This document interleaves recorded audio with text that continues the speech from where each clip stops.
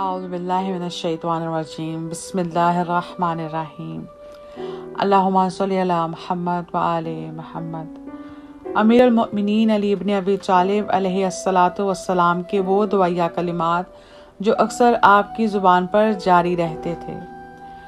तमाम हम्द उस अल्लाह के लिए है जिसने मुझे इस हालत में रखा कि ना मुर्दा हूँ ना बीमार, ना बे औलाद हूँ ना दीन से बरगश्ता, ना मेरी अक्ल में फतूर आया है और ना पहली उम्मतों के से अजाब में मुब्तला हूँ।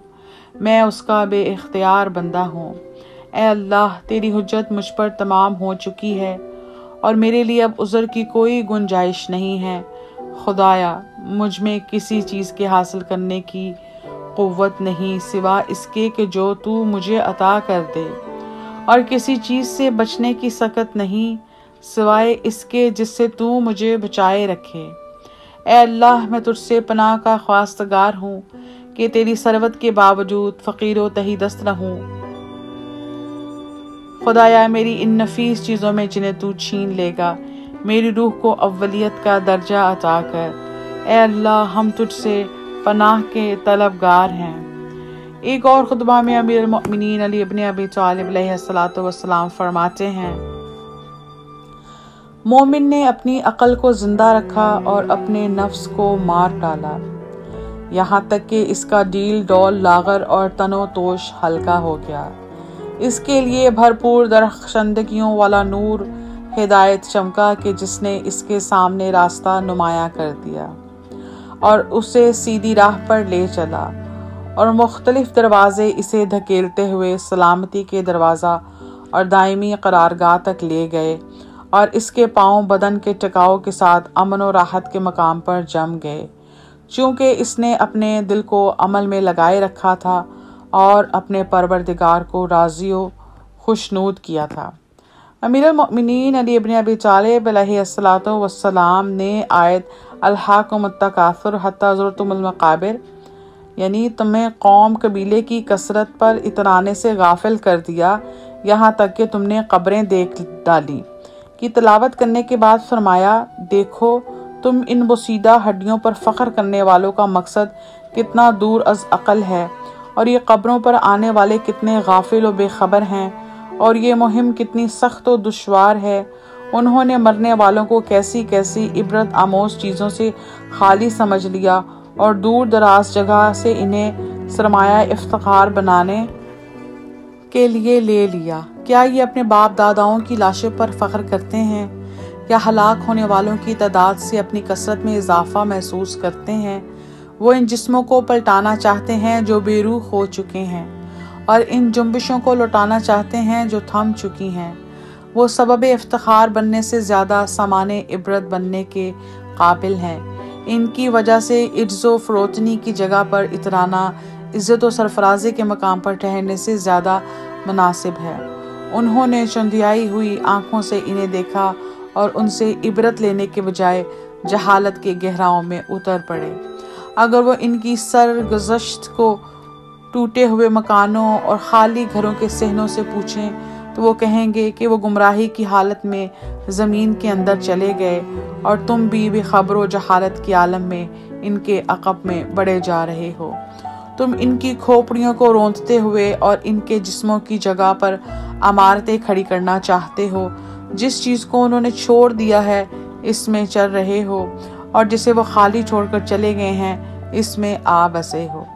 और ये दिन भी जो तुम्हारे और उनके दरमियान हैं तुम पर रो रहे हैं। तुम्हारी मंजिल मुंतहा पर पहले से पहुंच जाने वाले और तुम्हारे सर चश्मों पर कबल से वारिद होने वाले वही लोग हैं जिनके लिए इज़्ज़त की मंजिलें थीं और फ़ख्र व सरबुलंदी की फरावनी थी। कुछ ताजदार थे, कुछ दूसरे दर्जा के बुलंद मनसब, मगर अब तो वो बरज़ख की गहराइयों में राह पेमा हैं कि जहाँ ज़मीन इन पर मुसल्लत कर दी गई है, जिसने इनका गोश्त खा लिया और लहू चूस लिया है। चुनाचा वो कब्र के शगाफों में नशोनुमा खोकर जमात की सूरत में पड़े हैं और यूं नज़रों से ओझल हो गए हैं कि ढूंढने से नहीं मिलते। ना पुरहौल ख़तरात का आना इन्हें खौफज़दा करता है, ना हालात का इनकलाब इन्हें अंदोहनाक बनाता है, ना ज़ल्ज़लों की परवाह करते हैं, نارات کی کڑک پر کان دھرتے ہیں، وہ ایسے غائب ہیں کہ جن کا انتظار نہیں کیا جاتا، اور ایسے موجود ہیں کہ سامنے نہیں آتے۔ وہ مل جل کر رہتے تھے جو اب بکھر گئے ہیں، اور آپس میں میل محبت رکھتے تھے جو اب جدا ہو گئے ہیں۔ ان کے واقعات سے بے خبری ان کے گھروں کی خاموشی امتداد زمانہ اور دوری منزل کی وجہ سے نہیں، بلکہ انہیں موت کا ایسا ساغر پلا دیا گیا ہے کہ جس نے ان کی گویائی چھین کر انہیں گونگا بنا دیا ہے، اور ان کی حرکت و جنبش کو سکون و بے حسی سے بدل دیا ہے۔ گویا کہ وہ سرسری نظر میں یوں دکھائی دیتے ہیں جیسے نیند میں لیٹے ہوئے ہوں۔ وہ ایسے ہمسائے ہیں جو ایک دوسرے سے انس و محبت کا لگاؤ نہیں رکھتے، اور ایسے دوست ہیں جو آپس میں ملتے ملاتے نہیں۔ ان کے جان پہچان کے رابطے بوسیدہ ہو چکے ہیں، اور بھائی بندی کے سلسلے ٹوٹ گئے ہیں۔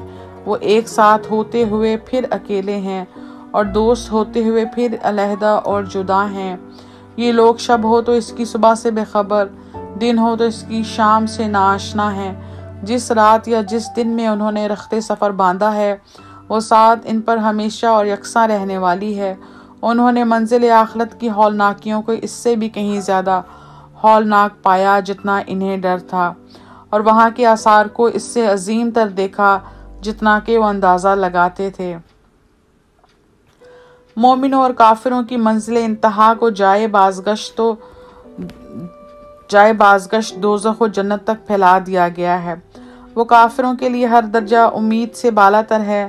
اگر وہ بول سکتے ہوتے، جب بھی دیکھی ہوئی چیزوں کے بیان سے ان کی زبانیں گنگ ہو جاتی ہیں۔ اگرچہ ان کے نشانات مٹ چکے ہیں اور ان کی خبروں کا سلسلہ قطع ہو چکا ہے، لیکن چشم بصیرت انہیں دیکھتی اور گوشے عقل و خرد ان کی سنتے ہیں۔ وہ بولے مگر نطق و کلام کے طریقہ پر نہیں، بلکہ انہوں نے زبان حال سے کہا، شگفتہ چہرے بگڑ گئے، نرم و نازک بدن مٹی میں مل گئے، اور ہم نے بوسیدہ کفن پہن رکھا ہے، اور قبر کی تنگی نے ہمیں عاجز کر دیا ہے۔ خوف و دہشت کا ایک دوسرے سے ورثہ پایا ہے۔ ہماری خاموش منزلیں ویران ہو گئیں، ہمارے جسم کی رعنائیاں مٹ گئیں، ہماری جانی پہچانی ہوئی صورتیں بدل گئیں۔ ان وحشت قدوں میں ہماری مدت رہائش دراز ہو گئی۔ نہ بے چینی سے چھٹکارا نصیب ہے، نہ تنگی سے فراخی حاصل ہے۔ اب اس عالم میں کہ جب کیڑوں کی وجہ سے ان کے کان سماعت کو کھو کر بہرے ہو چکے ہیں، اور ان کی آنکھیں خاک کا سرما لگا کر اندر کو دھنس چکی ہیں، اور ان کے منہ میں زبانیں طاقت و روانی دکھانے کے بعد پارا پارا ہو چکی ہیں، اور سینوں میں دل چوکنا رہنے کے بعد بے حرکت ہو چکے ہیں، اور ان کے ایک ایک عضو کو نت نئی بوسیدگیوں نے تباہ کر کے بدحیت بنا دیا ہے، اور اس حالت میں کہ وہ ہر مصیبت سہنے کے لیے بلا مزاحمت آمادہ ہیں، ان کی طرف آفتوں کا راستہ ہموار کر دیا ہے۔ نہ کوئی ہاتھ ہے جو ان کو بچاؤ کرے، اور نہ پسیجنے والے دل ہیں جو بے چین ہو جائیں۔ اگر تم اپنی عقلوں میں ان کا نقشہ جماؤ، یا یہ کہ تمہارے سامنے سے ان پر پڑا ہوا پردہ ہٹا دیا جائے، تو البتہ تم ان کے دلوں کے اندر اور آنکھوں میں پڑے ہوئے خس و خاشاک کو دیکھو گے کہ ان پر شدت و سختی ہے۔ اللہم صلی علی محمد۔